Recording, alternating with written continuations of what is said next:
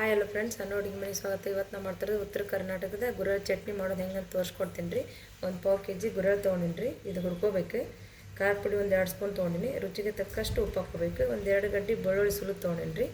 ಇದಕ್ಕೆ ಒಣ ಕರಿಬೇವು ಹಾಕ್ಬೇಕು ರೀ, ಹಸಿದು ಹಾಕ್ಬಾರ್ದು, ಇಲ್ಲಾಂದ್ರೆ ಮಿಜ್ಜಿ ಆಗ್ತೈತೆ ಅದು ಚಟ್ನಿ. ನಾನು ಒಣ ಕರಿಬೇವು ಯೂಸ್ ಮಾಡತ್ತೀನಿ ರೀ. ಇದನ್ನು ಗುರೆಳ್ಳು ಹುರ್ಕೋಬೇಕು ರೀ. ಇದನ್ನು ಒಂದು 5 ನಿಮಿಷ ಆದರೂ ಹುರ್ಕೋಬೇಕಿದ್ದು. ಅದು ಗೊತ್ತಾಗ್ತೈತೆ ರೀ ಹೆಂಗೆ ಹುರ್ಕೊಳ್ಳೋದು ಅನ್ನೋದು. ಅದು ಚಟಪಟ ಅಂದ ತಕ್ಷಣ ಮತ್ತೊಂದು 2 ನಿಮಿಷ ಹುರಿಬೇಕು ಇದೆ. ಅಂದ್ರೆ ಮ್ಯಾಗ ಸಿಪ್ಪಿ ದಪ್ಪ ಇರ್ತೈತಲ್ಲ ರೀ, ಜಲ್ದಿ ಹುರಿಯೋದಲ್ಲಿದೆ.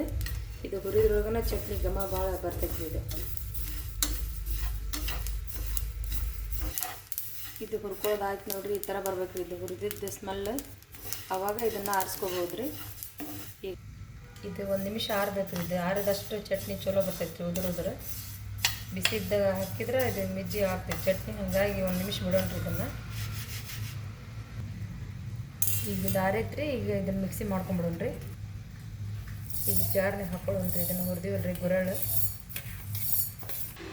ರುಚಿಗೆ ತಕ್ಕಷ್ಟು ಉಪ್ಪು ಹಾಕೊಳ್ಳೋಣ್ರಿ. 1 ಸ್ಪೂನ್ ಹಾಕೊಳತ್ತೀನಿ ರೀ. ಬೆಳ್ಳುಳ್ಳಿ ಹಾಕೊಳತ್ತೀನಿ ರೀ. ಕರಿಬೇವು ಹಾಕೊಳತ್ತೀನಿ ರೀ. ಒಂದು 2 ಸ್ಪೂನ್ ಖಾರ ಹಾಕೊಳತ್ತೀನಿ ರೀ.